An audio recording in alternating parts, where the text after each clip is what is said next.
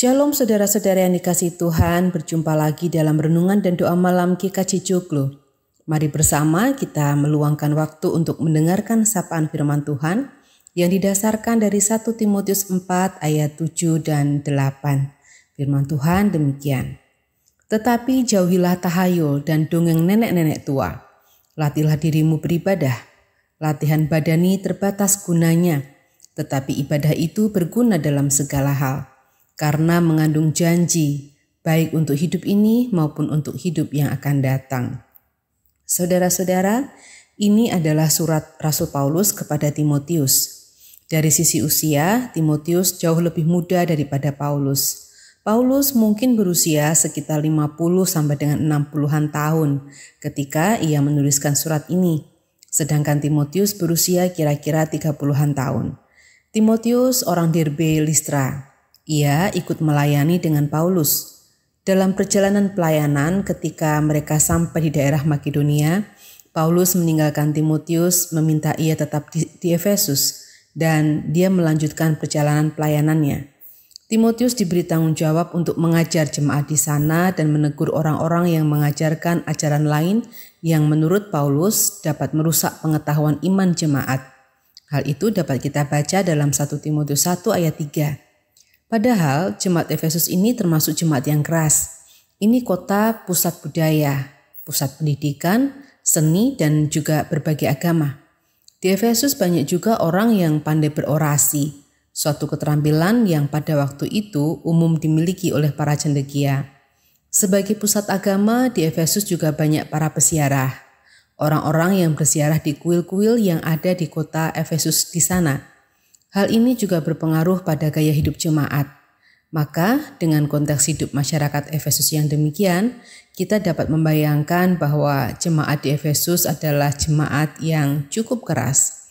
Oleh karena itu, Paulus menuliskan surat pastoral ini kepada Timotius sebagai bentuk dukungan dan juga untuk menguatkan Timotius yang masih muda itu dalam melakukan tugas pelayanannya di Efesus. Paulus memberi nasihat agar ia tidak lekas berpuas diri, sebaliknya melatih diri dalam ibadah. Latihan badani terbatas gunanya, tetapi ibadah itu berguna dalam segala hal. Untuk membuat otot-otot kita kuat, maka kita perlu melatih otot kita.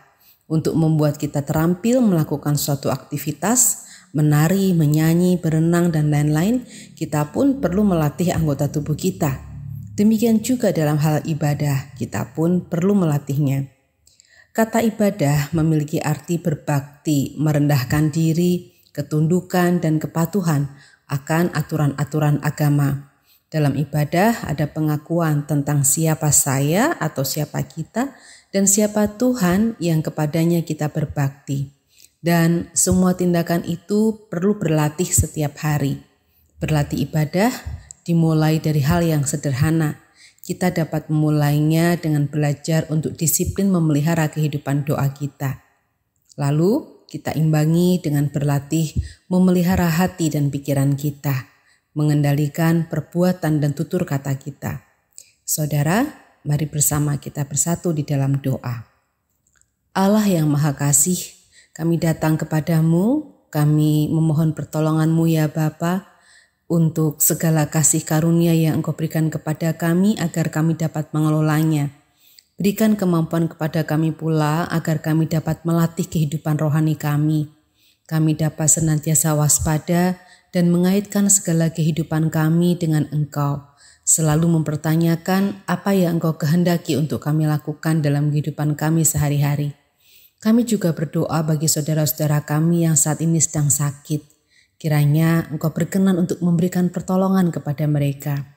Kami juga berdoa bagi proses vaksinasi bagi anak-anak usia 6 sampai dengan 11 tahun dan juga vaksinasi booster bagi masyarakat agar dapat berjalan dengan lancar.